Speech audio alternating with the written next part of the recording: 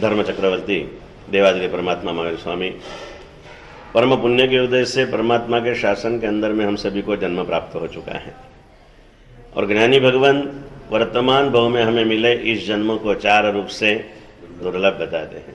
कहाँ हुआ अपना जन्म?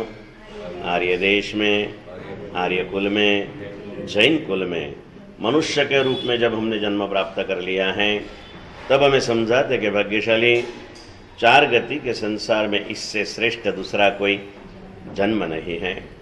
और ऐसा श्रेष्ठ जन्म अगर आपको मिल गया है तो इस जन्म में और कुछ भी करने की आवश्यकता नहीं है।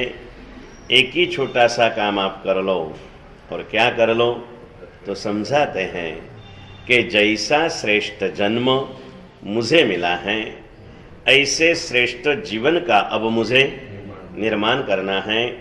ऐसा एक छोटा सा शुभ भाव इस छोटे से हृदय के अंदर में आप जागृत कर दो। और ऐसा एक छोटा सा शुभ भाव अगर इस छोटे से हृदय में जागृत हो जाए तो जीवन में बहुत बड़ा परिवर्तन आ सकता है। लेकिन रोज समझा रहा हूँ ऐसे कि जीवन को श्रेष्ठ बनाने की बातें करना बड़ी आसान है। वास्तव में अगर जीवन को श्रेष्ठ बनाना हो तो उससे भी आसान है। लेकिन अब मुझे मेरे जीवन को श्रेष्ठ बनाना ही है ऐसा दृढ़ संकल्प करना बहुत मुश्किल है। और संकल्प रहित साधना यानी नींव बिना की इमारत जो दिखने में सुंदर हो सकती है रहने में निश्चित रूप से जोखमी होती है। बाकी संकल्प अगर जो किया जाए तो संकल्प के बल से जानवर भी जिनवर बन सकता है। अद्भुत शक्ति इस संकल्प के अंदर में समाई हुई है और संकल्प हमें और कुछ भी नहीं करना है। एक ही संकल्प करना है। क्या करना है? जो मैं हूँ वो मुझे बनना है। और मैं कौन हूँ? इंसान का जन्म पाया मैं एक इंसान हूँ और जैन कुल में जन्म पाया मैं एक जैन हूँ। मुझे इंसान बनना है, मुझे जैन बनना है। और जैन बनने की ये भावनाएं जिनकी भी समझ दृष्टि ज्ञान दृष्टि खुल गई वो चाहे इस समय में कोई भी कुल में जन्मे हो, आगे बढ़कर को कोई भी गति में जन्मे हो, जिसकी ज्ञान दृष्टि खुल गई ना वो सभी ने जैन शासन प्राप्ति का मनोरथ किया।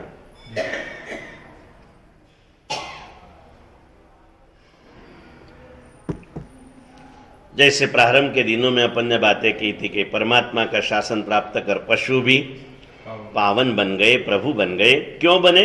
उनकी ज्ञान दृष्टि खुल गई, उन्हें जैन शासन प्यारा लगने लगा, जिनेश्वर भगवान उन्हें प्यारे लगने लगे और उस प्यार के कारण ही उनका भवपार हो गया। वर्तमान काल में हम कुछ करे न करे, पहली सज्जाए आवे न मुकेश भाई के नहीं त्रापो, नहीं तुम्बड़ी, नहीं तरवानो आरो है। परमात्मा भवसागर इतना भारी है, तीरना तो है न कोई नैया है। एक छोटी सी तुमड़ी नैया में बैठ के पार हो सकता है, तुमड़ी उसको पकड़ के पार हो सकता है। और तुमड़ी भी हो, नैया भी हो, लेकिन तीरने का समय ही नहीं है। रात का समय, घनघोर अंधेरा है, कहाँ जाएंगे भाई? कलिकाल का अंधेरा छाया हुआ है, तीर नहीं सकते। और फिर भी भगवान मुझे भवपार उतारो, तो भवपार करने का रास्ता कौन सा है? तो बहुत सुंदर सी भावना है। उपाध्याय यशो विजय जी महाराज आज से करीब 400 साल पहले ये महापुरुष बन चुके और उन्होंने सारी जिंदगी, छोटी सी कहानी आती है, 6 साल की उम्र में माता जी के साथ, वैसे रोज पहले 2-3 साल से जब से चलने लगे ना, हमारे यहाँ जैसे भक्तामर चलता ना वैसे उनके गांव में भी रोज भक्तामर का पाठ मंदिर में होता था। माता जी अनपढ़ थे लेकिन भक्तामर सुनने के लिए रोज जाते। इतने आनंद था कि मन में नक्की किया था जब तक भक्तामर सुनूंगी नहीं तब तक मैं भंजन करूंगी नहीं। इस भाव के साथ जाते थे। कई साल ऐसे बीत गए। एक बार बराबर भक्तामर के समय के पहले ही धुआंधार बारिश, घर से बाहर निकलना भी मुश्किल था। करना क्या? उस समय में ये यशवंत इसका नाम है, 6 साल का हुआ था। 2 साल की उम्र से माता जी के साथ मंदिर में जाता था। 6 साल का हुआ, नाश्ते का टाइम हुआ तो माता जी ने कहा बेटा चल तू नाश्ता कर ले। तो रोज माँ बेटा साथ में करते थे। बेटे ने कहा माँ आज क्यों तू नहीं? तो बोले बेटा मेरा ये नियम है ना, इसलिए मैं नहीं कर सकती। तो बोले इसमें क्या बड़ी बात है, मैं भक्तामर सुना दूं तुझे। माँ बोले तूने कब पढ़ा? बोले माँ रोज तेरे साथ आता हूं ना, मुझे पूरा आता है। माँ ने लगा बालक है मजाक करता होगा, माँ बैठ गई और इसने बंद आंखों से भक्तामर प्रणत मौली मणि प्रभाना चालू किया ना, आंखें खोली, तम्मान तुंगम अवशास मुपैती लक्ष्मी। माँ तो सुनते सुनते माँ की आंख में से खुशियों के आंसू बहते रहे। जैसे पूरा हुआ बालक की तरह उछल के माँ की गोद में गया। माँ ने उसे प्यार से नहला दिया और उसके साथ में पारना किया। 11 साल की उम्र में ये महापुरुष संयम के पंथ पर आ चुके।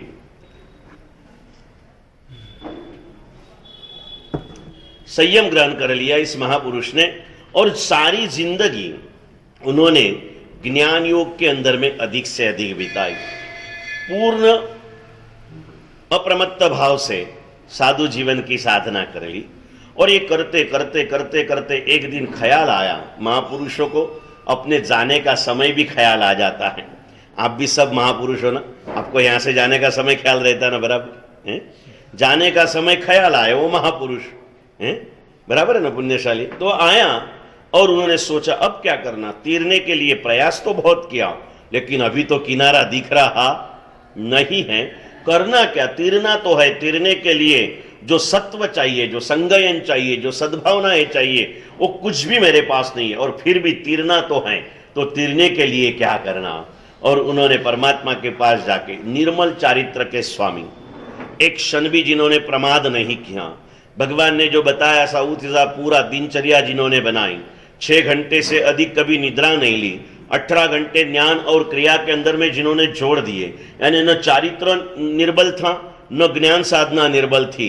और फिर भी परमात्मा के साथ में जाके कहते कि प्रभु मैंने इतना किया लेकिन किनारा नहीं दिखता है। बताते हैं कि मैंने जो भी किया ना वो अपूर्ण किया। कैसे किया? और इससे अधिक तो करने जितनी मेरी संभावना नहीं है प्रभु, मैं बड़ा प्रमादी हूं। तो क्या करना? प्रमादी हूं फिर भी तीरना है। और उन्होंने परमात्मा से प्रार्थना करते हुए गया कि परमात्मा अस्मात् दृशानाम प्रमादग्रस्तानाम चरण करण रहितानाम, मेरे जैसे प्रमादी को चारित्र और चरण सिद्धरि और करण सिद्धरि के चारित्र भी मेरा इतना निर्मल नहीं है प्रभु, बड़ा कलुषित है। और फिर भी मुझे तरना है, और तरना है तो प्रभु तेरा शासन का, तेरे ज्ञान का अध्ययन करते ध्यान में आ गया कि मैं तेरे शासन की साधना कर सकूं ना कर सकूं। लेकिन एक मार्ग आज भी मेरे पास में है, जिस मार्ग पर चलते हुए मैं तीर सकता हूं। और कौन सा मार्ग? उत्तम भाई बहुत सुंदर शब्द लिखे रोहित भाई, कौन सा मार्ग हो सकता है? ना, संयम तो पालन कर ही रहे हैं। आज्ञा मुझे भी संयम पाल रहे हैं। जीवन की हर क्षण प्रभु की आज्ञा के साथ बिताई है, आज्ञा के साथ बिताई है। फिर भी कहते प्रभु तीरा नहीं हूं, तीरने का भाव है, तीरना जरूर है। रास्ता दिख नहीं रहा लेकिन एक रास्ता ख्याल में आ गया। पेलो आवे ने पेपर में घनी वखत पेलो आम भूल भूलामनी मुकेली होय, एक बाजू घर मूक्यो ने एक बाजू मानस मुकेलो होय, અને કીધું હોય કે માણસને એના ઘરે પહોંચાડી दो। बहुत सारे प्रयास बालक कर दे, इधर उधर घूमते, सब जगह पर घर के नजदीक जाके अटक जाते।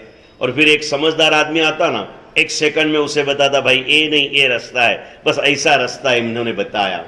क्या करूं प्रभु, मैं समोसरन तप जैसे महातप नहीं कर सकता हूं। धर्मचक्र कर लिया तो तुरंत मैं खुद भूल जाता हूं कि मैंने ये तप किया था। सारे स्मरण भी प्रभु मेरे चले जाते हैं। न कोई ज्ञान मेरे पास है, न कोई साधना मेरे पास है, न कोई विशेष क्रिया मेरे पास है। और फिर भी प्रभु मुझे तीरना है। तीरने के लिए क्या करना? बहुत ही सुंदर सा मार्ग बताया। अस्मात् दृशानाम प्रमादग्रस्तानाम चरण करण रहितानाम तव शासन अनुराग एव तरन उपाय। प्रभु तेरे शासन के प्रति अनुराग, राग नहीं अनुराग। राग અને अनुरागમાં શું ફરક ઉત્તમ? समय ऊपर થાય ને तरत जतो रहे एनु नाम राग। राग जो होता है ना वो बिजली की तरह चमक के चला जाता, अनुराग जो है ना वो गंगा के जल की तरह बहते रहता। और गंगा अगर बहते रहती है ना तो उसमें आके जमुना भी मिल जाती है, दोनों के संगम में अंदर से सरस्वती भी खिल जाती है। और त्रिवेणी संगम होता है ना तो आज से वहां पर पहला स्नान भी चालू हुआ। इस त्रिवेणी संगम में जो नहाता है वो पावन बनकर चले जाता है। उसके पोस्टमार्टम में नहीं जाना। करोड़ों भावुकों की ये श्रद्धा है, प्रयागराज में जो स्नान करेगा उसका बेड़ा पार हो जाएगा। हमें करना है प्रभु, भावना के पथ पर चलना है। साधना में मैं कमजोर हूं, लेकिन तेरे शासन के प्रति अनुराग। એટલે નૈવેદ્ય પૂજા કરતી વખતે તો પ્રભુ યાદ આવે, પણ ભોજન કરતી વખતે પણ પ્રભુ યાદ આવે ને ભાઈ, કે ના આવે? એક વાત ખુલાસા કરેલી આજ રોહિતભાઈ, એકદમ સાચું બોલજો, આ હૃદય મંદિરમાં પ્રભુ છે કે નથી? बराबर છે ને? इस मंदिर में जाके हम जो भी लेके जाते हैं ना, वो उस प्रभु को अर्पण करने के लिए जाते हैं। अगर वहां प्रभु हैं तो उसका औचित्य हम संभालते हैं। अगर यहां प्रभु है, कौन से प्रभु यहां है? वहां अगर मुनि सूरत है यहां, या कोई पीर बाबा बैठे, वही तीर्थंकर है ना, वही वितराग है। नहीं राग नहीं द्वेष लगी रे जेने सर्व समान, अरे एवा छे वितरागी जगमा जिनेश्वर भगवान। वही मेरे भगवान है। नाम मुनि सूरतो, नाम पारस ना तो, नाम अजित ना तो, नाम सुमति ना तो, नाम संभव ना तो, कुछ फर्क नहीं पड़ता है। मेरे भगवान तो वही है, कोई फर्क नहीं। तो जो नैवेद्य में उस मंदिर में लेके नहीं जाता ना, वो नैवेद्य में इस मंदिर में भी लेके जा नहीं सकता। ये भावधारा, इसे अनुराग कहते हैं। परमात्मा ने धराववा माटे केरीनी सीजन चालू थाय ने એટલે એવા ભક્તો હોય કે પહેલી કેરી આમ થાળમાં સજાવીને, છાબમાં સજાવીને પ્રભુને ધરવા માટે લઈને આવે, શણગારીને લાવે। એને ભક્તિ છે ને, પ્રભુ પ્રત્યે રાગ છે, માટે પ્રભુ પાસે જ્યારે જાય ને ત્યારે એ કેરીને શણગારીને ત્યાં ધરવા માટે લઈને જાય, અને પછી ઘરે આવ્યા પછી એ કેરીનો રસ કાઢી મૂકે, અને કાઢી મૂક્યા પછી ખબર છે કે ગામમાં મહારાજ સાહેબ છે, ગમે ત્યારે ઓરવા આવવાની શક્યતા છે, છતાં એ રસને કાઢીને રસ બગડે નહીં એટલે ફ્રીજમાં મૂકી દેતા હોય। તો તને પ્રભુ પ્રત્યે રાગ છે પણ અનુરાગ।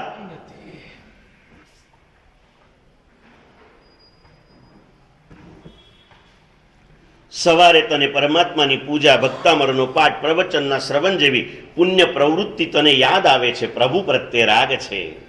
પણ જે સમય જે કરવાનું છે એ સમય એ તું કરે, એ તને પ્રભુ પ્રત્યેનો अनुराग છે। क्या है भैया? परमात्मा जहां है वहां परमात्मा के औचित्य और आज्ञा का पालन करे, ये राग। और हम जहां भी जाए प्रभु का स्मरण करे, ये अनुराग। कई बार सज्जाई सुनाई हमारे कृपा वल्लभ साहिब जी ने आप लोगों को कि मना जी तू तो जिन चरणे चित्त लाए, जिन चरणे चित्त लाए। अनुराग की बातें बताई इसके अंदर में। एग्जाम्पल दिए कि गौवा वन में जाए, चारो चरवा माटे गाय क्या जाए? वन में जाए। चारो चरे चीहू दिशी फिरे, वाकू चितड़ू वाछरडा माए। एनु चितड़ू क्या होय भाई? घरे रहेला बछड़ानी अंदर में होय। पेली सहेलीओ कुआ ऊपर पानी भरती होय, तालीओ आपे, खड़खड़ हसे, पण एनु चितड़ू एना घरानी अंदर में होय। केवा सरस मजाना चार दृष्टांतो मूक्या छे ने। पेलो दोरडा ऊपर नाच करवा वालो विलाची कुमारनो कोक वारसदार दोरडा ऊपर नाच करतो होय, हजारों लोग आवता जता होय, કેટલાય હોર્ન વાગતા હોય, કેટલાય તોફાન બી કદાચ થઈ જાય ને કોઈ દોડાદોડી કરે, પણ વાકું ચીતડ્યું દોરડિયામાં। બસ આપણે ગમે ત્યાં દોડીએ, ગમે તે કરીએ, દુનિયાના ખૂને ખૂને જઈએ, પણ ગાયનું ચીતડું જેમ વાછરડામાં હોય, પેલા દોરી પર ખેલ કરનારું ચીતડું જેમ દોરડિયાની અંદરમાં હોય, પેલા બહેનોનું ચીતડું જેમ પોતાના ઘડાની અંદરમાં હોય। સોની સોનાના ઘાટ ગળે ત્યારે ગમે તેટલી વાતો કરે, પણ એનું ચિત્ત સોનામાં હોય। એમ કહે છે કે તું તારું ચિત્ત પ્રભુની આજ્ઞામાં રાખજે। क्या રાખજે भाई? परमात्मा की आज्ञा के साथ तुझे जो भी देखना है देख ले, कोई सवाल नहीं है। जो खाना है खा ले, जो पीना है पी ले, तू जो चाहे वो कर ले। આપણે વાત કરી ગયા હતા એક વાર, ફરીથી સ્મરણ કરાવું કે પરમાત્મા પાસે ભક્તે સમર્પણ કરી દીધું કે પ્રભુ સગળું તારું રાખજે, પણ એક વાત मारी मानजे। आता है ना कि तारजे डूबारजे जीवारजे के मारजे, सगड़ू तने सौंपी दीदू मुनि सूरत भगवान रे। ये कहने के बाद में 2-3 आंतरे के बाद में आखिर में प्रभु को कहा कि प्रभु सगड़ू तारू राखजे, पण एक बात मारी मानजे। और ये जैसे कहा ना, प्रभु ने खुश होकर के कहा रोहित बस सेम टू यू। शू कीधु भाई? हाँ, તે મને કહી દીધું ને, બસ તારું સમર્પણ મેં સ્વીકારી લીધું, સઘળું તારું રાખજે, પણ એક વાત મારી માનજે. ખાવું હોય તો ખાજે, ઉપવાસ કરવો હોય તો ઉપવાસ કરજે, તારે દાન દેવું હોય તો દાન દેજે, ને પૈસા કમાવા હોય તો પૈસા કમાવજે, તારે બ્રહ્મચર્ય પાળવું હોય તો બ્રહ્મચર્ય પાળજે, ને તારે ભોગ ભોગવવા હોય તો ભોગ ભોગવજે, તારે જે કરવું હોય તે કરજે, પણ એ કરતી વખતે વાત મારી માનજે. કોની વાત માનજે ભાઈ? परमात्मा के आज्ञा के अनुसार किए गए भोग भी योग का पर्याय होता है. क्या होता है? सुंदर सी घटना आती है. दो भाई राजकुमार हैं, पिताजी प्रभु को प्यारे हो चुके हैं. कोई ज्ञानी गुरु भगवान के प्रवचन को सुन के, देशना सुन के, दोनों कुंवारे हैं, दोनों को वैराग्य हो गया.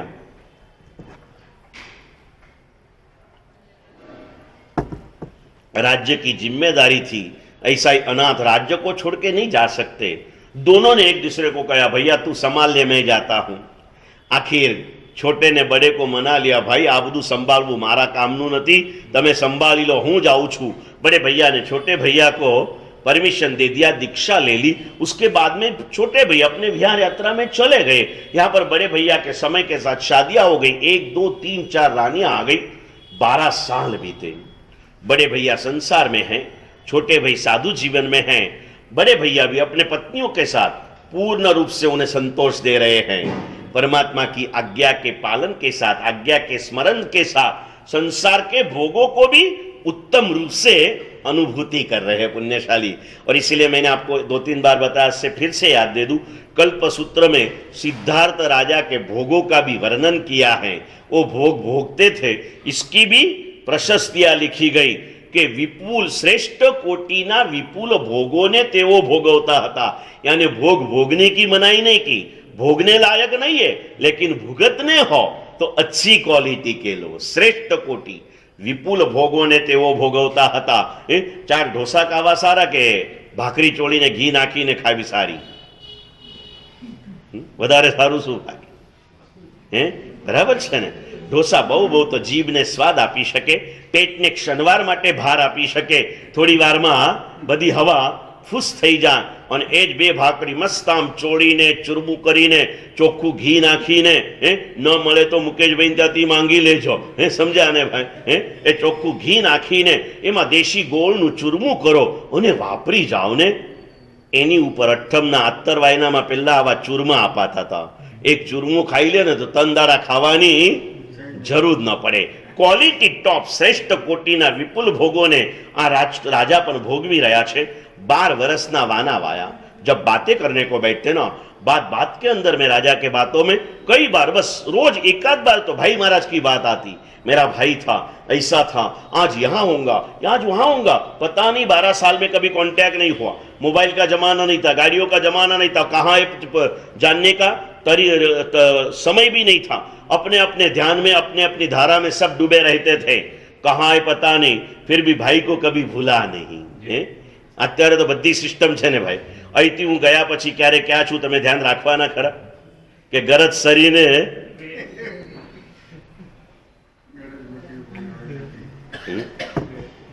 ઇતવારીથી પ્રતાપનગર જવું તોય ध्यान નથી રહેતું તમને.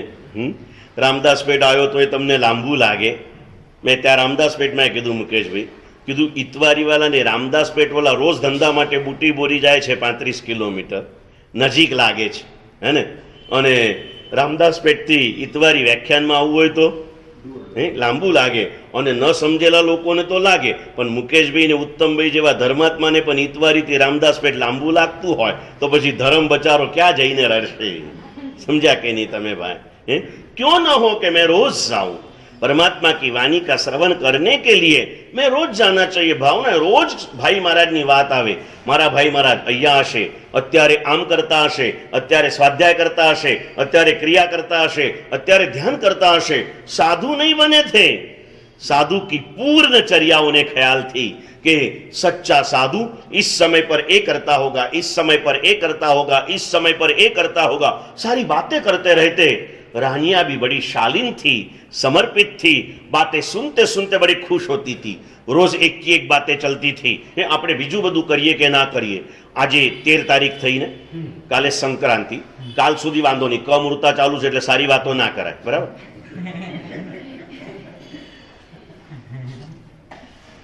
પણ 15મી જાન્યુઆરી જેવી આવે, સંક્રાંત એટલે શું ભાઈ? સૂર્ય એક રાશિમાંથી બીજી રાશિમાં જાય ને આપણે પણ રાશિ બદલી દેવાની મુકેશભાઈ। 15 તારીખથી રોજ સવારે ઘરે ઉઠો ને એટલે કેતનને ને કેતનના દીકરાઓને કહેવાનું, બેટા હવે દાદાની ધજા નજીક આવી રહી છે। 30 તારીખથી 55 દિવસનો મહોત્સવ ચાલુ થાય છે। અત્યાર સુધી મેં તમને કાંઈ કીધું નથી, આજે આગ્રહ કરી શકતો નથી, પણ દાદા પ્રત્યે તમને પ્રેમ હોય તો એટલું યાદ રાખજો, 55 દિવસનો એક પણ પ્રસંગ છોડશો। કહેશો ને ઉત્તમભાઈ તમને બી ભગવાને દીકરો આપ્યો છે, મને આ હરપીસ મારા સાહેબને થયું ત્યારે ખબર પડી કે તમને બી દીકરો છે, સમજાને ભાઈ? हाँ, ત્યાં સુધી નહોતી खबर पड़ी, હવે तो खबर છે એટલે કહી શકાય। घर घर में एक ही बात चलनी चाहिए। जैसे ये अपने भाई महाराज की बात भूलते नहीं था, हम हमारे भगवान की बात को भूले नहीं। कोई भी बात करे भाई 30 तारीख रोज सवारे 6:30 वागे हमारे दादा दरबारे जवानू है, जैसे टाइम का सेटिंग होगा पहले नौकारसी करके घर घर पे लेके जाना है। और पहले से तो एक उत्तम भाई घरे जिनको दीकरा एक दाड़ो मुनीश्वरत दादा अपना घरे आवाना है, એટલે પૂછશે પપ્પા ક્યારે? એટલે કઈ રીતે આવાના છે? કે ધજા સ્વરૂપે આવાના છે। ધજા સ્વરૂપે બુકિંગ કરાવી લેજો, તારીખ વિચારવાના રહેતા, કોણ બાકી છે ને કોણ રહ્યું છે, કોઈ લખાય ને કોઈ નથી લખાય, વિચાર ના કરતા ભૂખ લાગીને જમવા બેસો પછી કોણ જમ્યું યાર રાહ જુઓ છો ભાઈ? નથી જોતા ને? લખી દેજો, તનસુખ ભૈયા દેખો આપણા માટે આવારો બાકી, હું ભગવાન હાથી સાવ આવ્યો તો નહીં આવ્યો તો કોઈ નહીં, બસ સમજા ને ભાઈ? તો એકદમ ભગવાનને લઈને જાજો, સમજા કે નહીં? કરનો હે આ બધી વાતો કરવાની જ, ઘરે ઘરે પ્રભુને લઈ જવાના જ। કોની રાહ જોઈને બેઠા છે? आज का काम आज कर लो, कल के ऊपर मदार बांधकर मत बैठो पुण्यशाली। आज कर लो भाव के साथ। घर घर में एक ही बात, जो नारा लगाया था ना करबर कि घर घर में बद एक ही नारा गुंजेगा, इतवारी का बच्चा बच्चा जय मुनि सूरत बोलेगा। गीतों लगा लो, अब बातों चालू करो, पहली बातों चालू रहे। बात ये चल रही है, त्याग करो या भोग करो, आज्ञा प्रभु की रखो। आज्ञा किसकी रखो भाई? परमात्मा की आज्ञा के अनुसार किया हुआ भोग भी त्याग का श्रेष्ठ पर्याय हो सकता है, और आज्ञा को भूलकर किया हुआ त्याग भी भोग से भी भयंकर बन सकता है। कोई सिद्धांत नहीं है, हो सकता है ये सब कुछ। ये भावधाराओं के अंदर में अपने आप को जाना है। चलते चलते 12 साल बीत गए। 12 साल के बाद अचानक ऐसे ही महाराजा बैठे थे और उद्यान का माली आया और कहा, महाराज महाराज महाराज महाराज। माली बहुत पुराना था, ये दोनों बच्चों को बालक से बड़े करने में भी उसका हाथ था। एक महाराज તમારા ભાઈ મહારાજ 12 વર્ષે ગામની બહાર ઉદ્યાનમાં પધાર્યા છે। महाराज खुश हो गए, गले में से चैन निकाल के दे दिया, खुशी के साथ चले गए। मन में सोचा आज के आज जाना है। फिर जाते जाते राजसभा में से राजमहल में जाते जाते मन में विचार आया, मैं तो आज भी जा सकता हूँ, कल भी जा सकता हूँ, लेकिन मैं मेरे रानियों से जो रोज बात करता हूँ ना, तो रानियों को पहले परिचय बता दूं कि मेरे भाई महाराज कितने निर्लेप साधना कर रहे हैं। जाते जाते मन में विचार किया और रानियों को जाकर बोला कि मैं रोज बोल रहा था ना, तो आपके देवर महाराज आ चुके हैं। वैसे तो मुझे भी आज जाना चाहिए, लेकिन मुझे बहुत काम है। आप लोग एक काम करना, सारी भोजन सामग्री वगैरह आपके लिए लेके जाना। उनके लिए लेके गए तो लेने वाले नहीं है, जाना आपके छोटे से परिवार के साथ जाओ, आपके लिए भोजन लेके जाओ, और भाई महाराज को विनंती करो उनका लाभ मिले तो ले लेना। रानियां तैयार, खुश हो गई, कोई सवाल नहीं, खुश हो गई। गई गांव के बाहर गई, नदी आई बीच में, नदी पूरी बह रही थी, क्रॉस कैसे करना नदी को। वापिस आए, महाराज को पूछा, महाराज ने बोला कि क्या हुआ? तो बोले ऐसा हुआ। तो बोले एक काम करो, नदी के पास जाके खड़े रह के कहो कि हे नदी माता, अगर मेरे पति ने जन्म से आज तक निर्मल ब्रह्मचर्य का पालन किया हो तो तू मुझे रास्ता दे देना। जे 4 रानियों साथे वर्षोથી પોતે સંસાર ભોગવી રહ્યા છે, એ રાનીઓને જ્યારે પતિ આમ કે રાની હસે કે ગાંડો માને એને, अगर जन्म से आज तक मैंने निर्मल ब्रह्मचर्य का पालन किया हो तो हे नदी में मुझे रास्ता दे देना। रानियों ने शंका न थी, પોતાના પતિ માટેની શ્રદ્ધા, એક પતિ પર આટલી શ્રદ્ધા હોય તો જગતપતિ પર કેટલી શ્રદ્ધા હોય। ચલે ગए, बोला नदी दो भाग में रुक गई, बीच में न कीचड़ रहा, सीधा रास्ता हुआ, रथ पार करके सामने चले गए अंदर में जंगल के डीप तक जहां पर मुनि भगवान थे वहां पर चले गए। वहां जाने के बाद में मुनि को वंदन किया, पहचान दे दी और भोजन के समय पर गोत्री की विनंती कर ली। मुनि ने निर्दोष भिक्षा देख के ले लिया और मुनि अपने अलग से स्थान पर जाके भिक्षा करके आए। थोड़ी देर के बाद में फिर थोड़ा सत्संग किया। जब वापिस जा रहे थे फिर से नदी किनारे आए, नदी तो बहती थी।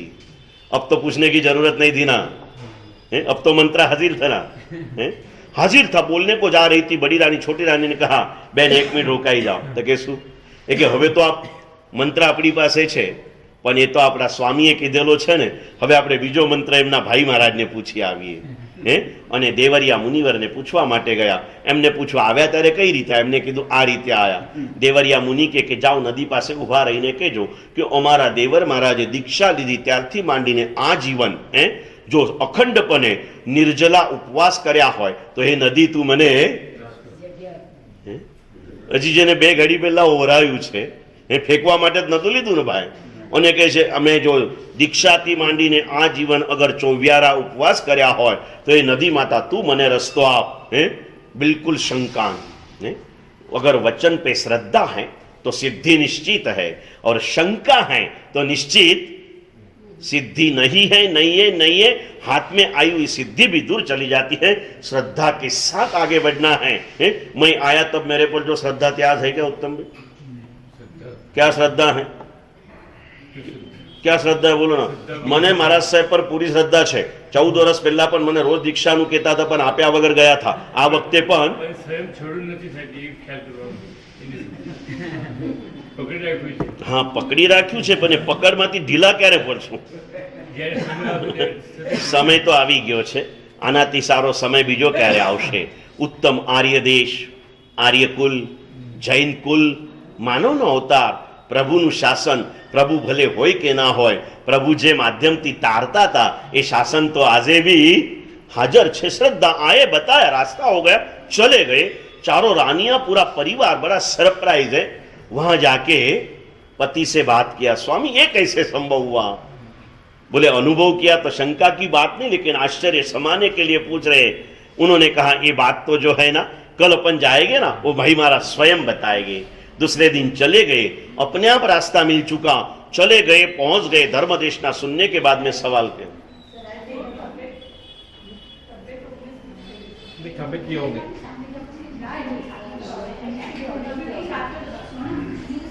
कौन छे?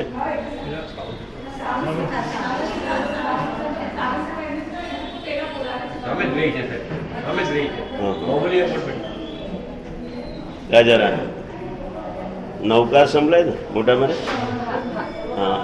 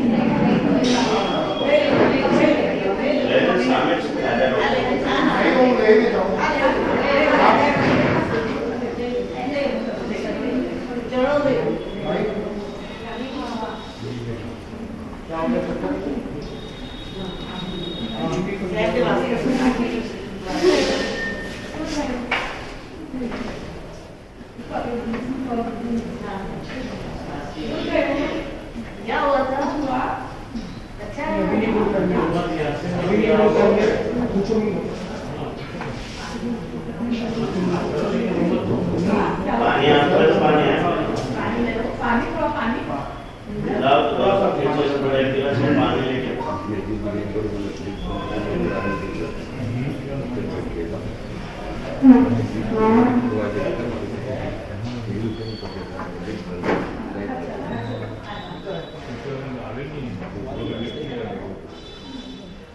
થોડું ત્યાં સાઈડમાં સ્ટેજ ઉપર લઈ લેવાય, ગાદલું પાથરીને, ગાદલું બી છે જોઈતું હોય તો.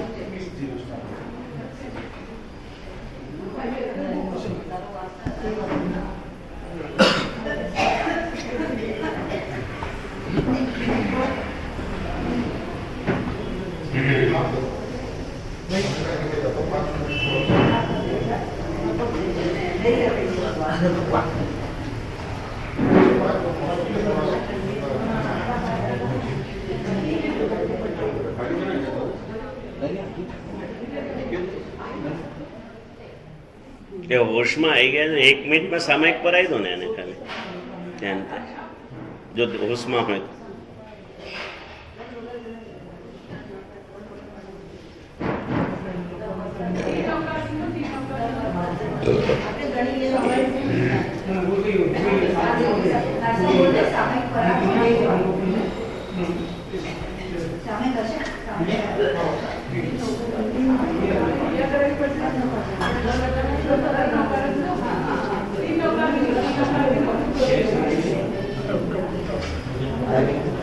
एक बाइक बाइक से लेके चलो।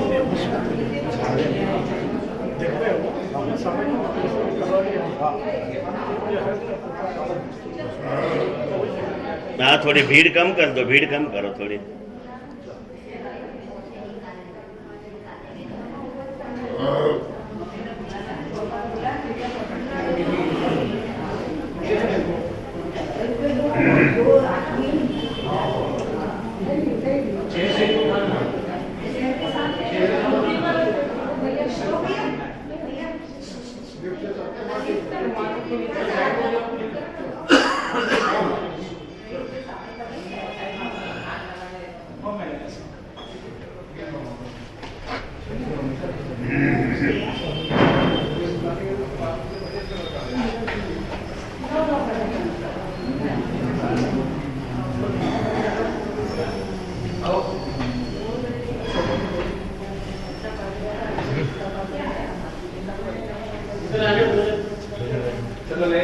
पीछे से या पीछे से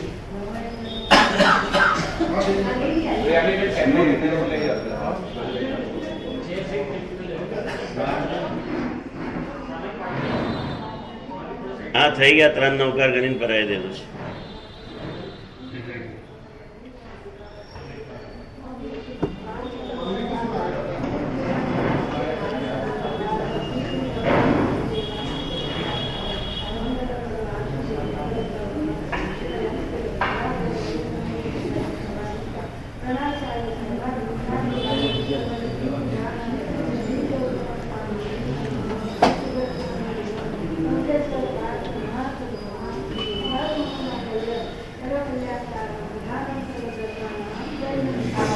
चलो ले लो, बाहर ले लो, साइड में ले लो।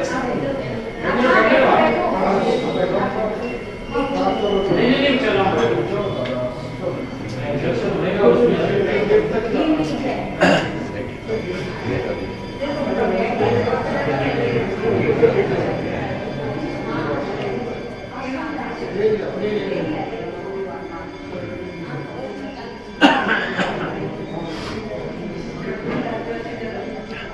ધર્મલા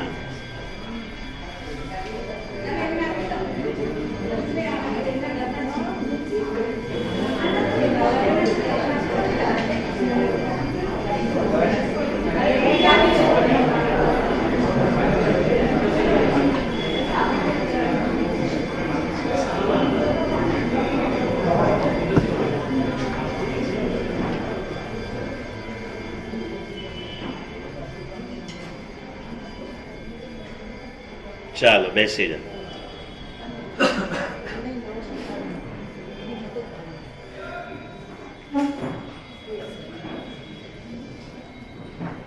और भाई महाराज के पास पहुंच चुके, वंदना वगैरह कर ली. धर्मदेशना सुनने के बाद में रानियों ने प्रश्न किया कि भाई महाराज एक ऐसी बात, जिस पति के साथ हम इतने साल से संसार भुगत रहे हैं और इस मंत्र के माध्यम से देवी ने रास्ता दिया और हमने ही दिया, आहार ग्रहण करके आपने आहार ग्रहण किया है और आपने उपवास की बात कही दी, हमने नदी से क्या, नदी ने रास्ता दे दिया। एक ऐसे संभव है।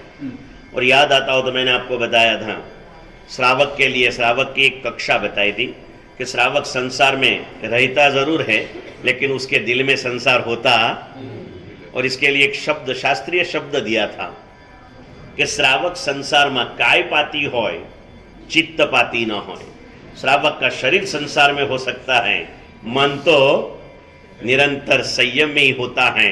रोज उसके हृदय के रोम रोम में से गीत होता है, आ पापमय संसार छोड़ी श्रमन हूं क्या रे बनूं, ससने ही प्यारा रे संयम कबहू मिले।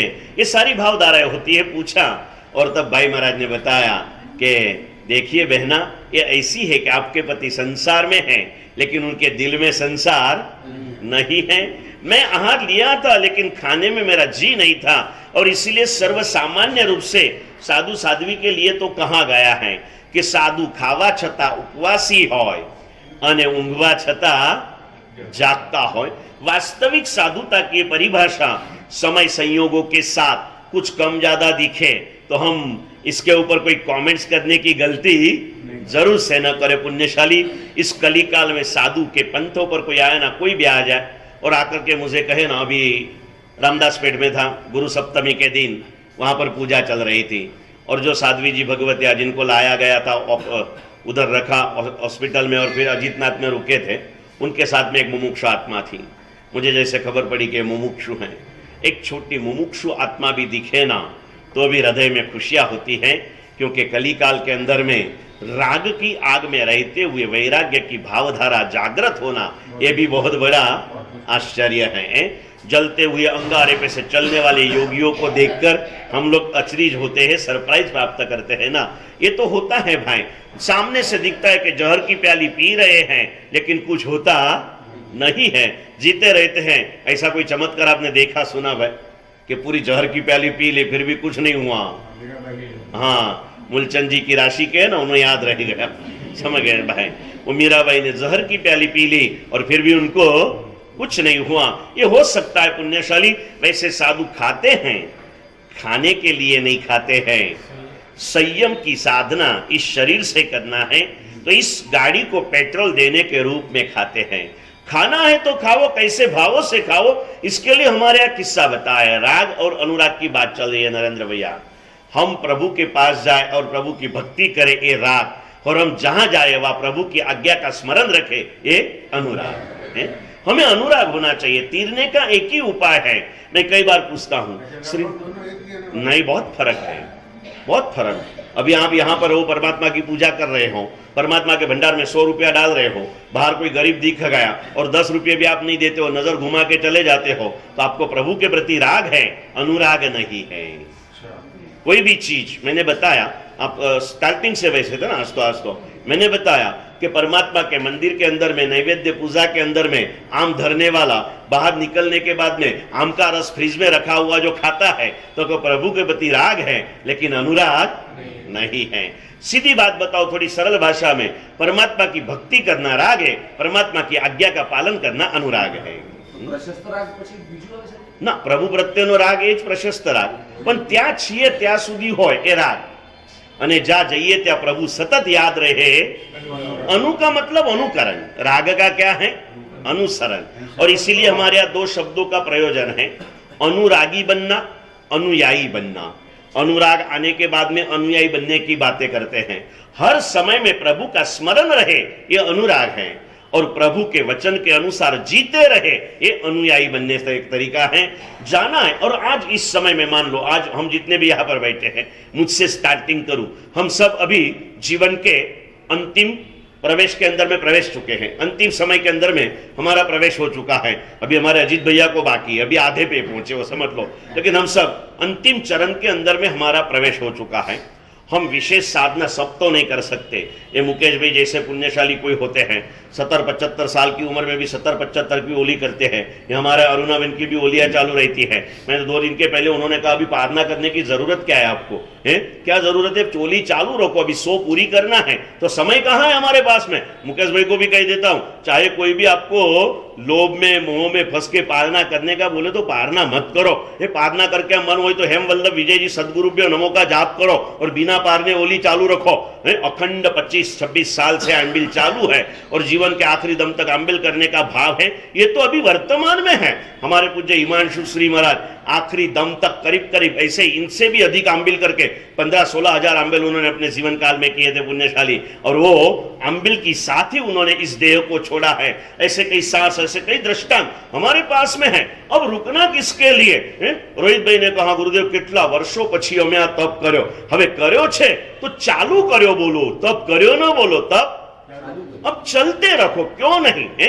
अनुमोदना के लायक कई घटनाएं मिलती है। ये हमारे हार्दिक भाई युवान है ना एकदम, हमारे अरुवान के बेटे हैं हार्दिक भाई, जब बात मिली कि रोज व्यासना कर रहे हैं, धर्मचक्र तो हो गया लेकिन रोज का व्यासना कर रहे हैं। इनकी बेटी सुषमा बहन हॉस्पिटल पूरा मैनेज करती है, पूरा ऑपरेट करती है, ये सब करती है, लेकिन माँ के कदमों पर कदम रख के आज गया मैं वहां पर 60वीं बोली चालू है। अम्बिल खाता में अम्बिल करने को आती नहीं है। हॉस्पिटल में जो 2-3 चीज बचाते हो गए हॉस्पिटल के रसोड़े में, उसके ऊपर अम्बिल कर रही है। हमारे सामने आदर्श है। ऐसे आदर्श को नजर में रखते हुए हमें भी अपने जीवन को आदर्श बनाना है, रुकना नहीं है, अब चलना है। जैसे देवेंद्र फडणवीस ने शपथ ग्रहण किया ना, उसने पहला सूत्र क्या दिया अजीत भैया, महाराष्ट्र आता थामनार। ये कौन बोलेगा, मी आता थामनार, बोलो ना हेमेंद्र भाई।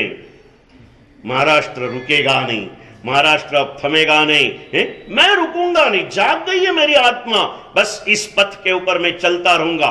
कब तक चलूंगा, जब तक मेरी आत्मा परमात्मा न बने ना, तब तक मैं निरंतर चलते रहूंगा, कॉन्स्टेंस चलते रहूंगा। और इसलिए कोई भी साधना की सिद्धि, चाहे वो आरोग्य की हो चाहे अध्यात्म की हो, अगर सफलता प्राप्त करना हो ना, तो उसके अंदर में 2 नियम बड़े होते हैं मूलचंद जी। एक होता है कंटिन्यूटी, दूसरा होता है अपॉर्चुनिटी। निरंतर करो, उसके बिना नहीं होता है। धर्म के कई लक्षणों के अंदर में एक लक्षण बताया ललित भाई कि धर्म के लक्षण कौन से, आप धर्म कर रहे हो इसके कई चिन्ह बताए, लक्षण बताए। इसके अंदर में बताया कि सातत्यम धर्म लक्षणम, आप निरंतर सतत करते रहो, ये धर्म का लक्षण है। 2 दिन किया, 2 दिन नहीं किया, 4 दिन किया, 1 दिन नहीं किया, 1 दिन किया, 4 दिन छोड़ दिया। अब रुकने का समय हमारे पास में नहीं है, हमारा समय परिपूर्ण हो चुका है पुण्यशाली। जो भी मिला है आफ्टर 60, घना लोग मैंने મળ્યા મુકેશ ભાઈ 60 ની ઉપર મળે ને એટલે કે ગુરુદેવ હવે બોનસ જીવીએ છે। શું જીવીએ છે? તમારું બોનસ ક્યાંથી ચાલુ થવાનું રોહિત ભાઈ? 60 અપ તો થઈ ગયા ને, બરાબર છે ને? હા, એટલે 60 અપ ઘણા લોકો કે ગુરુદેવ હવે બોનસ જીવીએ છે। પછી મને બહુ પ્રેમથી કહું, નરેન્દ્રભાઈ બોનસ ને બોગસ ના બનાવશું।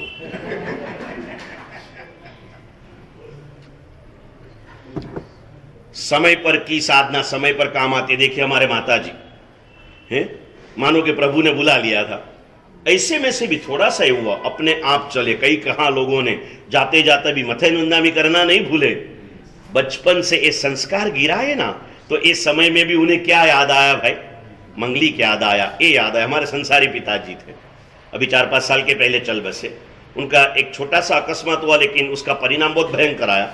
करीब 15 साल बेड रेस्ट के अंदर में रहे। लेकिन हमने जन्म के बाद, हम समझन में आए ना, तब से कभी उनको रात्रि भोजन करते देखा नहीं था।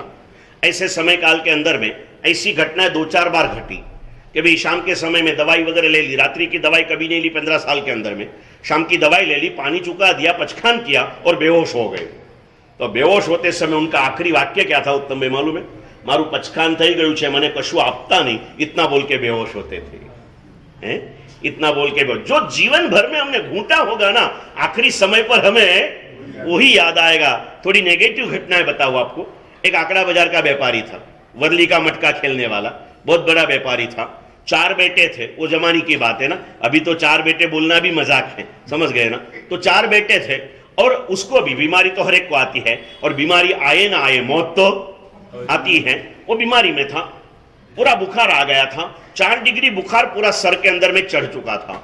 डॉक्टर बुलाए, सब कुछ किया, एक किया वो किया, चारों बच्चे बैठे हैं, गुरु महाराज हमारे जैसे आए मांगलिक सुना रहे हैं। उतने में डॉक्टर आए, वो कुछ था उसको बेहोशी दशा के अंदर में था, और डॉक्टर ने जैसे कहा कि 104 बुखार माप के कहा कि 104 है, उसने बोला 105 होने पर बेच देना, ऐसा बोलते बोलते चला गया। क्योंकि जिंदगी भर अकड़े का बाजार किया उसने, मटका खेलते रहा, तो आखिरी दम पर भी उसे क्या याद आया भाई? मटका ख्याल आया। और हमारे उदयन मंत्री जब आखिर युद्ध किया, 100 साल की उम्र में युद्ध किया, सामने वाले को अपने पराक्रम से हरा तो दिया, लेकिन शरीर ने शरीर का जवाब दिया, जख्में सहन करने की ताकत नहीं रही, ख्याल आ गया अब मैं जा रहा हूं, और आंख में आंसू आए। 4 बेटे थे, अंबर वगैरह, पूछा क्यों पिताजी? बोले जिंदगी भर सुपात्र दान कर्या, साधुओं सेवा करी, सत्संग कर्या, उन्हें आखिरी समयनी साधकनी भावना शू होय? जब प्राण तन से निकले ये वखतनी दशा शू उत्तम भाई? गिरिराज की वो छाया, मन में न होवे माया, तप से हो शुद्ध काया, उर में न मान होवे, दिल एकता न होवे, तुम चरण ध्यान होवे, जब प्राण तन से निकले। बोले आखिरी समय में कोई गुरु का दर्शन नहीं, गुरु मुख से नौकार नहीं, गुरु मुख से मांगलिक नहीं, बस इस सोच में मैं रहा हूं। मरती वक्ते भी ने कौन याद आया भाई? गुरु याद आया। जो जीवन में हम घूटते हैं ना, आखिरी समय पर वही याद आता है। घूटते चलो, आज हम अधिक कर सके ना कर सके, घूटते चलो। कोई लोगों के दिमाग में आज भी है 55 दिन का महोत्सव क्या करना है, 5 दिन में नहीं हो सकता क्या? अरे 1 दिन में भी होता है, हर साल 1 दिन में ही ध्वजा चढ़ाते हो ना। भगवान ने कभी कहा कि मेरी ध्वजा क्यों 1 दिन में चढ़ा रहा है? नहीं कहा ना भाई। 1 दिन में भी होता है, 5 दिन में भी होता है, 55 दिन में भी होता है। फिर से कहता हूं, हमने निपानी में जब जिनालय का शताब्दी महोत्सव था, वहां के ट्रस्टी सुमती भाई कोडनीकर करते, वो बैठे थे, उस समय उनकी उम्र 55 साल करीब की थी। उन्होंने गुरुदेव को कहा, गुरुदेव एक बात कही दूं तमने, अमारी शताब्दी थवानी नहीं, प्रभुनी शताब्दी में क्या कचाश राखता ज नहीं। अमारी शक्तिनो विचार ना करता, जे कराववा जेवुं होय ने बधुं तमे करावी ज लेजो हमारी पास है, ये भावधारा में चले। मुझे ये कहना है, आपको लगता है कि अभी आपकी अर्ध शताब्दी फिर से चली आएगी? हम लोग यहाँ जितने भी बैठे अर्ध शताब्दी पार कर चुके हैं, अभी हमारी अर्ध शताब्दी तो आएगी नहीं, और शताब्दी का सपना भी नहीं। शताब्दी का सपना आता है नहीं ना, करते रहो एक ही बात के अंदर में। और जैसे जैसे महोत्सव आगे बढ़ेगा ना, आपको पता है ना, इलेक्शन भी 2 महीने के पहले, 3 महीने के पहले जाहिरात होती है। क्यों भाई? 4 दिन के पहले जाहिरात करके नहीं हो सकता इलेक्शन? हो सकता है, लेकिन पूरा माहौल घूटते जाता है, माहौल बनते जाता है।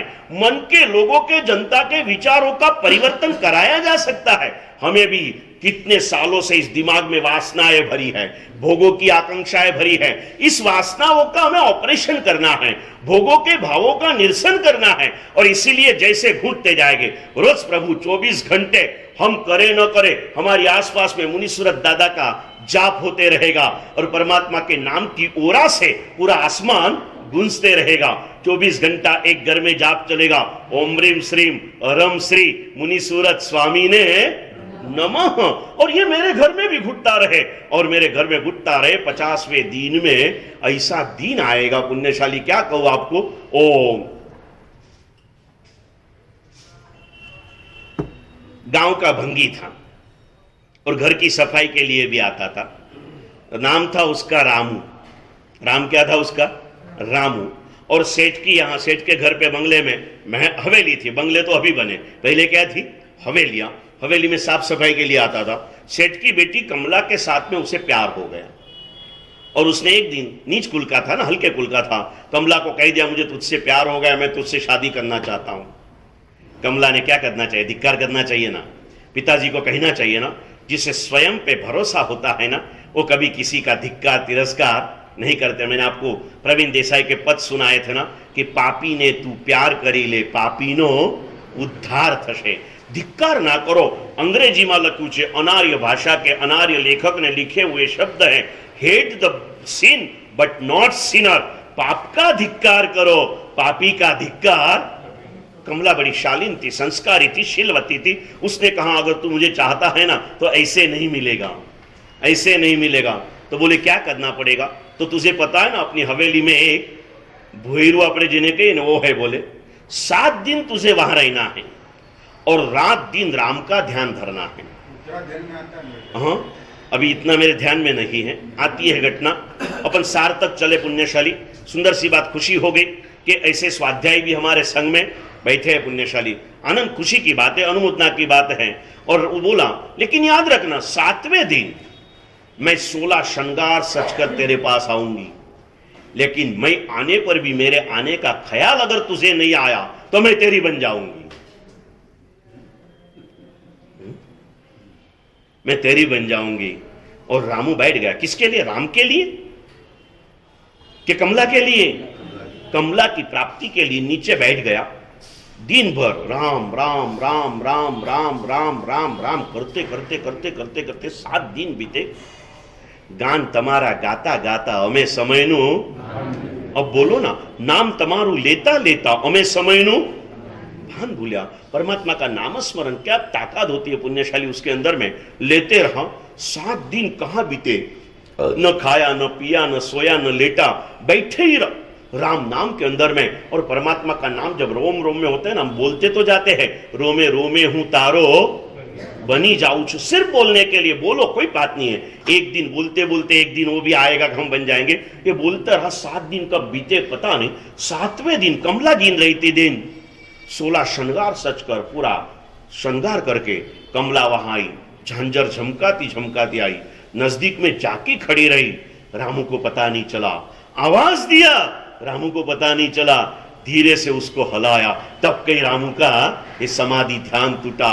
रामू ने आंखें खोली, हाथ जोड़ा, मैया तू कब आई, मैया तू कब आई है? उसको लगा कि राम की सीता आई। कौन आई भाई?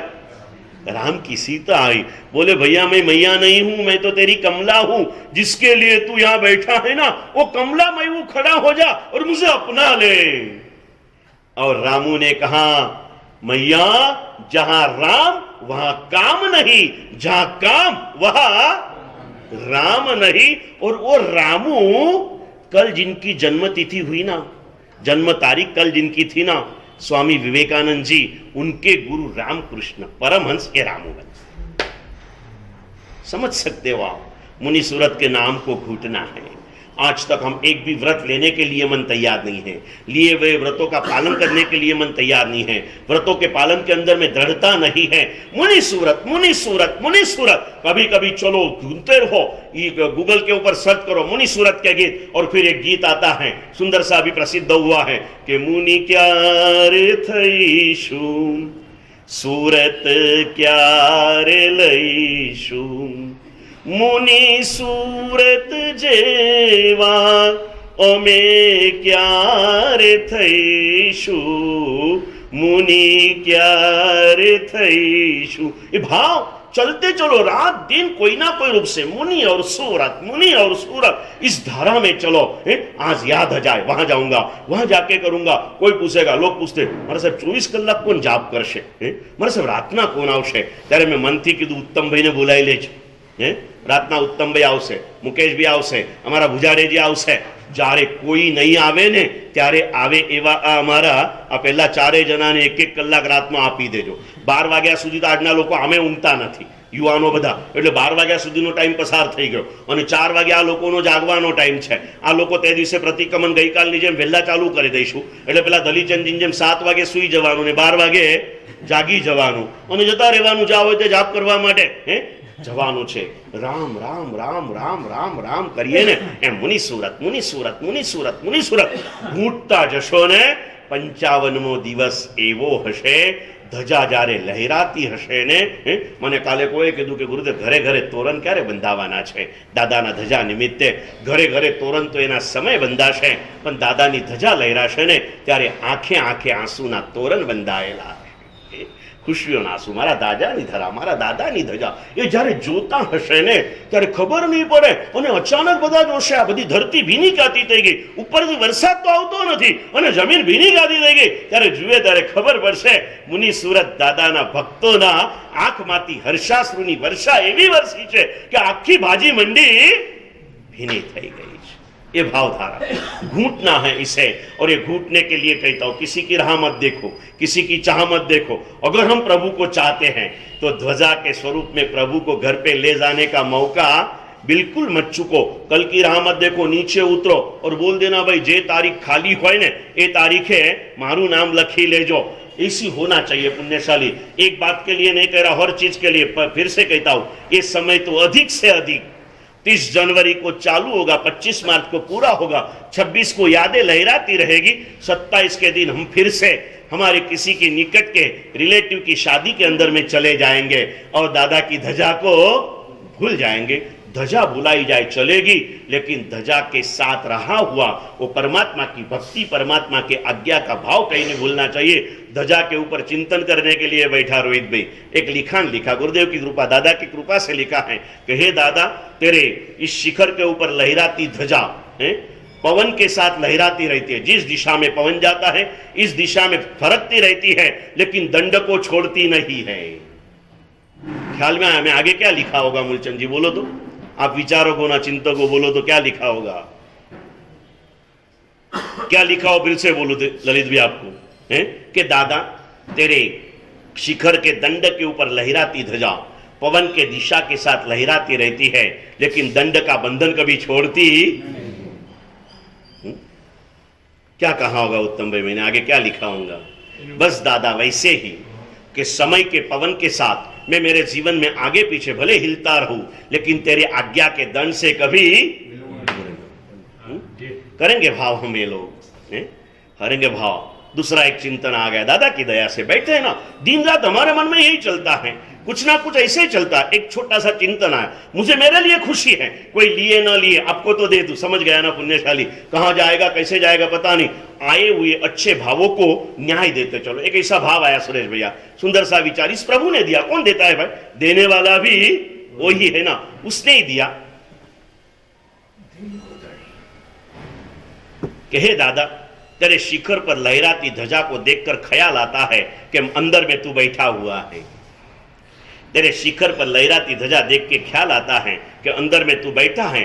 मेरे जीवन की हर हिलचाल को देखते हुए लोगों को ख्याल आए कि मेरे अंतर में तू आएगा ना ख्याल। अगर एक ख्याल आएगा तो आज प्रतिक्रमण में रोहित भाई ની ખુરશી ભરાઈ જશે મુકેશભાઈ, સમજાને તમે? લહેરાતી ધજાને જોશે એટલે મુકેશભાઈ આવી જશે। નરેન્દ્રભાઈ વ્યવહારિક કાર્યો માટે ગયા હતા, આવી ગયા, આજથી એ પણ આવશે।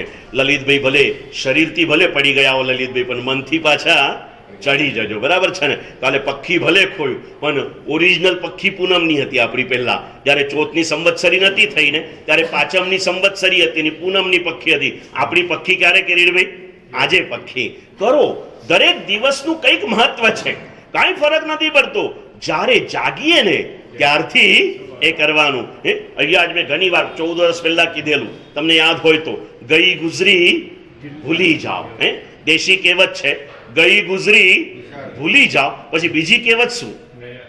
નઈ ગિલ્લી નયા દાવ, કાલને ભૂલી જાઓ। આ જ હાથમાં છે, आजे अपनावी लो पुण्यशाली ने। बहुत ही सुंदर सी भावधाराओं में चलते रहो। कुछ करो या न करो, प्रभु से प्यार करो। क्या करो भाई? प्रभु से प्यार करो। बस मारा प्रभु, मारा प्रभु, मारा प्रभु, मारा प्रभु, मारा प्रभु।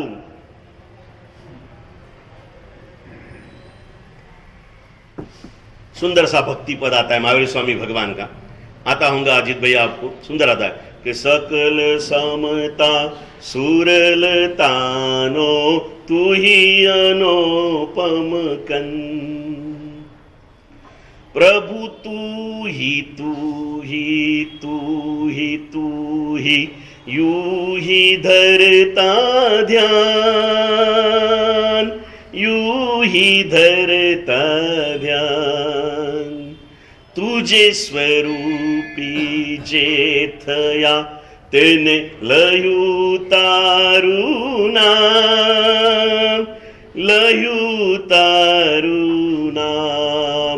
प्रभु तू ही तू ही तू ही तू ही यू ही धरता ध्यान। बस इस भावधारा में चलो, इस ध्यान धारा में चलो। और फिर से कहता हूं, हम जितने भी यहां पर बैठे हैं, अब हम जीवन के अंतिम चरण में प्रवेश कर चुके हैं। अब इस संसार की माया से मुक्त बनना है। संसार में भले रहे, हमारे में संसार रहना चाहिए, न इस भावधारा में चले। दोनों भाई देवर या मुनिवर ने भाभी रानियों को कह दिया कि भाई संसार में भले हो, उसके हृदय में संसार नहीं है। मैंने खाना भले खाया, मेरा दिल खाने में नहीं है। मैंने सिर्फ इस संयम देह को थोड़ा सा एक बल देने के लिए मैंने भोजन किया है, नहीं कि जीभ को स्वाद देने के लिए। हमारा भोजन किस लिए होता है रमेश भाई? साधना के देह को पोषण देने के लिए या जीभ को स्वाद देने के लिए? किस लिए होता है? करना है, सोचना है, इसी पंथ के ऊपर आगे चलना है। थोड़ा सा समय अपने पास में है। आज का प्रवचन आज हो गया, कल प्रवचन रहेगा पुण्यशाली, क्योंकि कल से 3 दिन हमारे साध्वी जी भगवती के समवसरण महातप के पारने का 3 दिन का अवसर प्रारंभ हो रहा है। लेकिन कल का एक दिन साध्वी जी भगवान, हमारी बहनें साध्वी जी भगवान के तप की अनुमोदना के गीत गाएंगे और उस हिसाब से वो दोपहर का कार्यक्रम है, इसलिए सुबह का प्रवचन कल रहेगा। परसों का एक अवसर मैं काले कीधु तो रोहित भाई ने जाहिरात कराई दी गई, हाँ करी ने।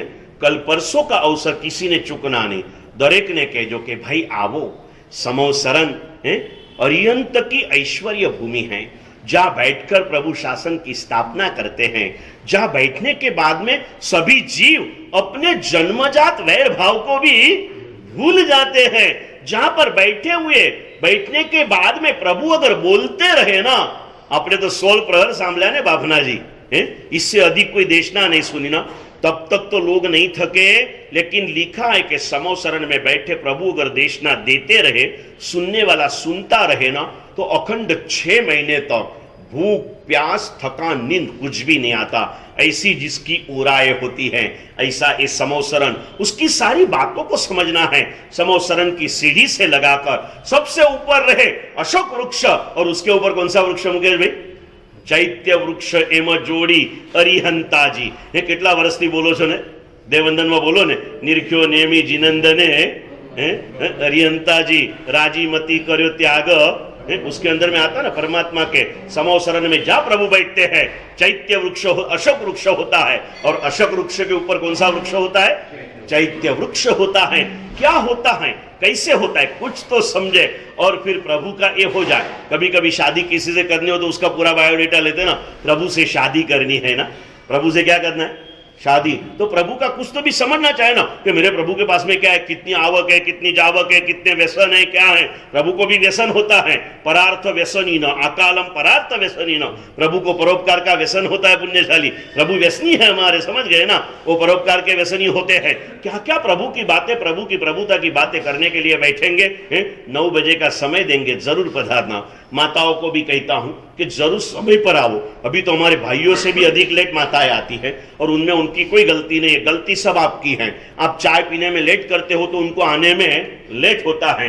लेकिन उस दिन क्या करना, 15 तारीख के दिन चाय थर्मास में रख के आ जाना और बोल के देना। बाथरूम में नहाते हो श्रावक जी तो बोल देना, चाय बनाई ने रखी है, पीनी वे तो पेजो, ठंडी कर दो, मुंह तो हाली मारा प्रभु राठ है।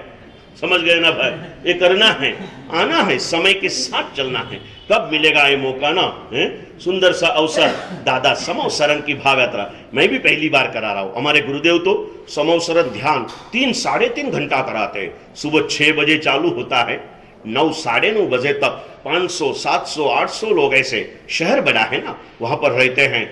9 बजे जब पूरा होता है तब लोगों को ख्याल आता कि 3 घंटे बीत चुके, क्योंकि प्रभु की प्रभुता का वर्णन सुनते सुनते सुनते कहाँ कैसे समय बीत जाता ना, पता भी चलता है। पूछो तो ललित भाई ने, अनुपमा में घराकी होय, 11 વાગે ઘરાક આવે ને 4 વાગ્યા સુધી ઘરાકી ચાલે તો જમવાનું યાદ આવે ભાઈ?